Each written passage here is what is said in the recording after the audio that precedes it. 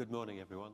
In my 10-minute slot, I want to remind you what effective dose is, talk briefly about effective dose and risks from medical procedures, and outline the work that we're doing in our task group on the use of effective dose. So,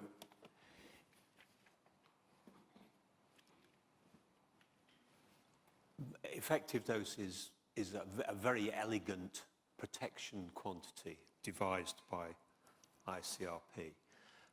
And there's some facts about it listed here. So it enables the summation of all radiation exposures for comparison with constraints, reference levels, and limits. It's used for the optimization of protection and limitation of exposure in planning and regulatory control, essentially worldwide. It's a risk-adjusted dosimetric quantity, applying to reference persons rather than any particular individual, and relates to nominal risk coefficients for uniform external low LET radiation exposure. So the idea is that if we take the comparison of inhalation of radon and exposure to external gamma rays, the same effective dose will carry the same detriment, but in one case it's all lung cancer, in the other case it's a spectrum of cancers. And then lastly on that list, you see there are a number of simplifications and assumptions made in the use of effective dose. So it is sex averaged, uses simplified weighting factors, it's applied without uncertainties, it assumes LNT, dose-response relationship, and it also assumes that chronic exposures are equivalent to acute exposures, internal exposures equivalent to external exposures. So a lot of assumptions. So in terms of medical applications, effective dose is used in many different ways very effectively. The contentious issue really is whether or not it can be used as an indicator of risk. And in principle, that's not the intention. That's not what effective dose is for.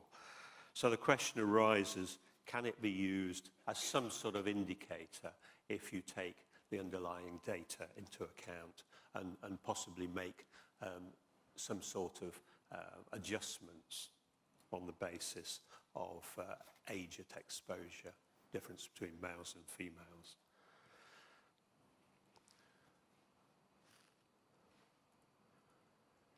So this is just a reminder of the ICRP nominal risk coefficients for stochastic detriment. If you look at the values at the bottom, they're from publication 103, and they show roughly this value of around 5% per sievert in terms of detriment. But underlying that, the epidemiological data used to derive those nominal risk coefficients show differences between males and females, well, differences for different cancer endpoints, differences between males and females, and greater risk for exposure at younger ages.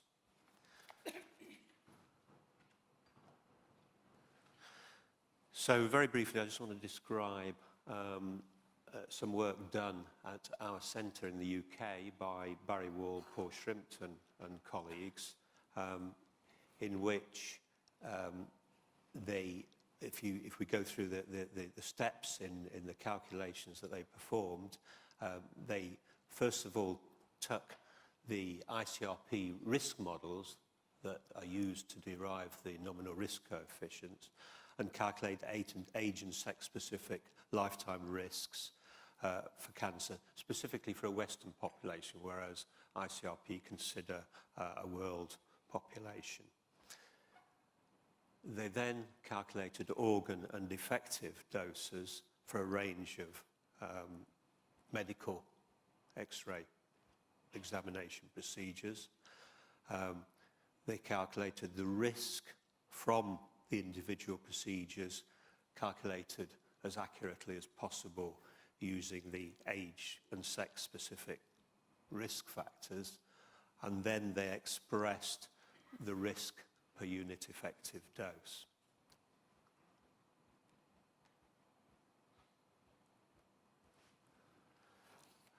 This just shows the range in doses from the different procedures that they considered, from very tiny doses up to still small doses, up to around the sort of 10 millisieverts for some of these CT procedures.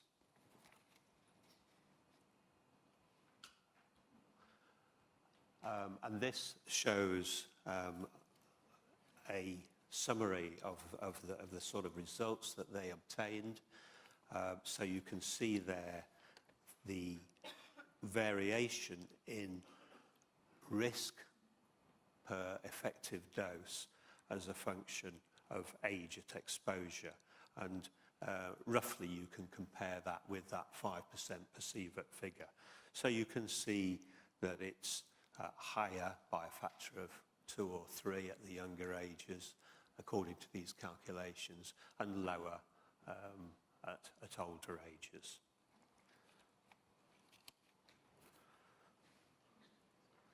And this is just a summary of the same information. So the conclusion is that you can use effective dose if you know what you're doing as a simple indicator of risk, and you can make simple adjustments in terms of the age and whether we're talking about males or females. But it must be borne in mind that these still are averages, and they don't apply to specific individuals, and that, of course, they rely on the assumption of linearity down to these very low doses.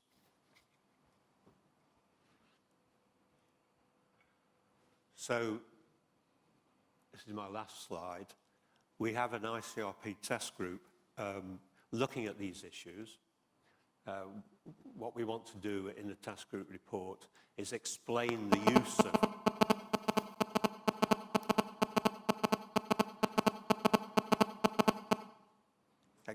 use of effective dose in different settings, look in particular at these issues to do with medical exposures, and then go on to explain how you should calculate risk from exposures outside the protection system and the use of effective dose. In other words, using best scientific approaches. And then, of course, considering the uncertainties. Thank you.